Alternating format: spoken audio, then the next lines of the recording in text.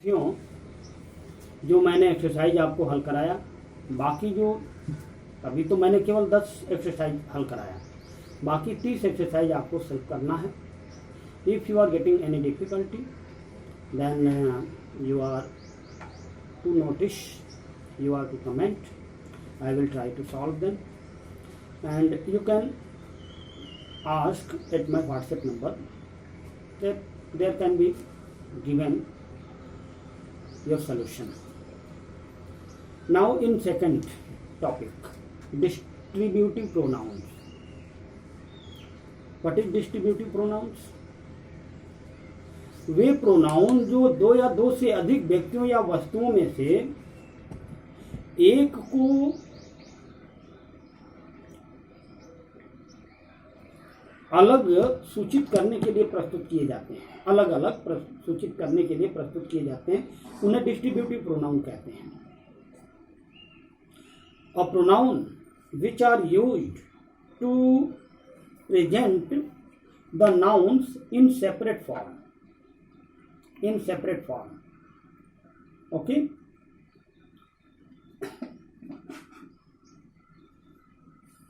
For example, they are each, either, neither. They always are found in a singular subject. Singular verb comes with them.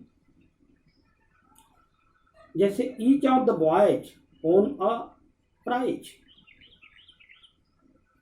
यहाँ each क्या है? क्योंकि preposition और noun के बीच का संबंध है, ईच ऑफ द बॉयज, तो ईच क्या है? प्रोनाउन हो गया। लेकिन यदि इसको इस तरह से लिखा जाए कि each boy on a prize, तो यहाँ ईच क्या हो गया? एडजेक्टिव हो गया। बस this is the minor difference between adjective and pronoun distributive में। उसी प्रकार neither of the charges is lust, in the same way neither statement is true, तो इसमें भी क्या है? नाइदर का प्रयोग जब प्रीपोजिशन के साथ था तो वो प्रोनाउन हो गया, और जब विदाउट प्रीपोजिशन है, केवल नाउन के साथ अटैच है, तो वह नाइदर एडजेक्टिव हो गया। Students, each, every, either, neither यदि प्रीपोजिशन के पहले आता है तो वह प्रोनाउन होता है, और नाउन के साथ आता है तो एडजेक्टिव हो जाता है। Rule number first, correct usage of distributive pronoun. Each का प्रयोग दो या दो से अधिक व्यक्तियों के वस्तुओं के लिए होता है, व्यक्तियों या वस्तुओं के लिए होता है। ईच इज यूज्ड टू और more than two things are main. Each of the two students was last. Each of the three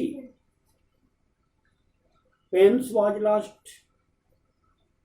students हैं, देखने में प्लूरल लगता है, पेन्स है, देखने में प्लूरल लगता है, लेकिन उसके पहले ईच लगने के कारण वह एक पेन की बात करता है, ईच लगने के कारण एक स्टूडेंट्स की बात करता है, इसलिए वहां वर्ब भी सिंगुलर प्रयोग किया गया है। After students watch and after pens watch. Now rule number second, students, either का प्रयोग दो या दो से दो में से किसी एक के अर्थ में किया जाता है। One of both, one of to.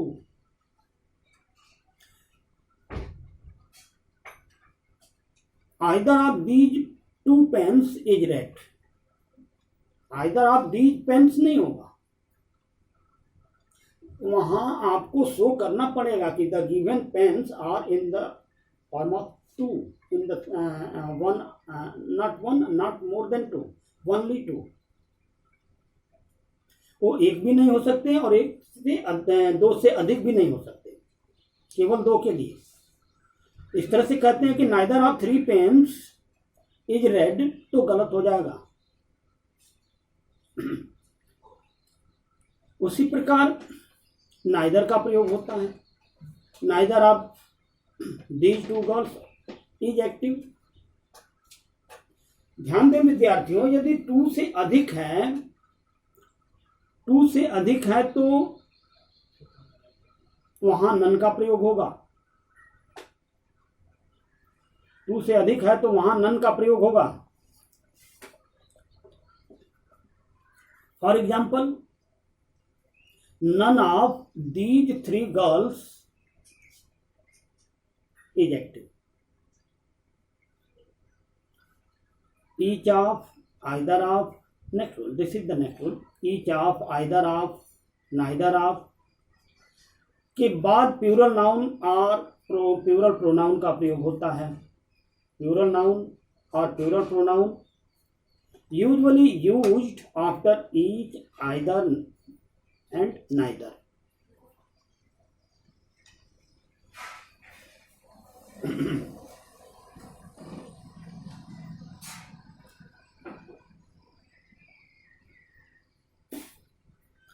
Students, for example, each of the boys had lost, each of the boy गलत, either of us can do it सही, either of me गलत, neither of the girls सही, neither of the girl गलत, क्योंकि उसके बाद आने वाला जो नाउन होगा प्रोनाउन होगा प्लूरल होगा। रूल नंबर 5, यदि ईच का प्रयोग सब्जेक्ट के लिए हो तो ईच का प्रयोग सब्जेक्ट के बाद अर्थात ऑक्सिलरी वर्ब के पहले होता है। We each have advised, we each have advised यदि सब्जेक्ट के लिए किया गया है तो वी हैव ईच एडवाइज्ड गलत होगा। We each have advised, they each have, we each have, you each have. इस तरह से ये एक्सरसाइज करना पड़ता। रूल नंबर नेक्स्ट, यदि मेन वर्ब का प्रयोग सेंटेंस में हो तो ईच का प्रयोग मेन वर्ब के पहले होता है। यदि सब्जेक्ट के लिए प्रयोग किया गया है तो जैसे we each tried our best to win the match, each कहाँ आया? वर्ब के पहले। ऐसा नहीं होगा कि we tried each for best to win the match, ये गलत होगा। रूल नंबर 7, यदि किसी सेंटेंस में सब्जेक्ट के बाद फ्रेज का प्रयोग हो तो ईच का प्रयोग सब्जेक्ट के बाद होता है। फिर से सुने, यदि किसी सेंटेंस में ऑब्जेक्ट के बाद फ्रेज का प्रयोग हो तो ईच का प्रयोग ऑब्जेक्ट के बाद होता है। I gave them, them object, she sent us, us क्या है? ऑब्जेक्ट। अब जाकर के ईच का प्रयोग करना होगा। जैसे I gave them each some money, I sent us each a gift. तो इसमें क्या है कि आपने देखा कि अस के बाद ईच आया, देम के बाद ईच आया। रूल नंबर 9, बोथ का प्रयोग 2 व्यक्तियों या वस्तुओं के लिए होता है। ध्यान रखेंगे, 2 के लिए, 2 में से एक के लिए आइदर या नाइदर, और 2 के लिए बोथ, और 2 से अधिक के लिए ऑल का प्रयोग किया जाता है। जैसे both of the 2 students are careless, तो यहाँ दोनों के लिए हो रहा है, 2 में से एक के लिए नहीं। All of the 2 students are careless, तो all of the 2 students are careless यानी दोनों के दोनों, नॉट उसमें से कोई एक नहीं। एक को करना होता तो क्या करते? Either of the 2 students.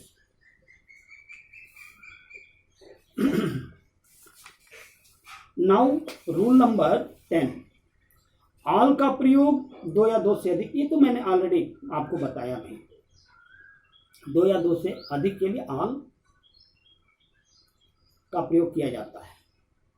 Rule number 11, everyone का प्रयोग 2 से अधिक व्यक्तियों या वस्तुओं के लिए होता है, न कि 2 व्यक्तियों या वस्तुओं के लिए। ईच का प्रयोग 2 के लिए होता है, लेकिन एवरीवन का प्रयोग 2 से अधिक के लिए होता है। ये ध्यान रखना होगा। जैसे कि एक एग्जांपल है, everyone of the 5 students came to attend the class. Everyone of the 5 students came to attend the class. Each of the 5 students भी किया जा सकता था, it was not wrong. Each of the 5 students 2 students, लेकिन ध्यान रखें ज़्यादातर in modern English each का प्रयोग 2 के लिए और 2 से अधिक के लिए एवरीवन का प्रयोग करना चाहिए। और रूल नंबर 12, नाइदर तथा नन के बाद ऑफ प्रीपोजिशन का प्रयोग हो तो इसके बाद प्लूरल नाउन का प्रयोग होना चाहिए। दोनों के बाद, नाइदर हो या नन हो, neither of the pens, none of the pens, दोनों अवस्था में। उसी प्रकार रूल नंबर 13 है कि यदि नाइदर तथा नन के बाद प्लूरल नाउन का प्रयोग हो तो प्लूरल नाउन के पहले न्यूमरल एडजेक्टिव का प्रयोग नहीं हो सकता। यानी इनके पहले हम 1 2 3 4 5 any kind of numeral adjective का प्रयोग नहीं कर सकते। दे मे बी डेफिनिट और indefinite both. Neither of our hands, our hand possessive का यूज किया गया है लेकिन किसी नंबर का यूज नहीं है। Neither of the girls, article का यूज किया गया लेकिन किसी नंबर का यूज नहीं है। None of the girls of this school is guilty, none of the girls of this school is guilty, neither of the 2 girls of this school is guilty. ये correct form में है। इस प्रकार आज का कार्य पूरा होता है और इसके लिए प्रैक्टिस सेट एक्सरसाइज आपको दिया जाएगा। फिर वही बात, पसंद आए तो अच्छा करना, ना पसंद आए तो कमेंट करना, जो भी बातें हैं जरूर देना। Thank you.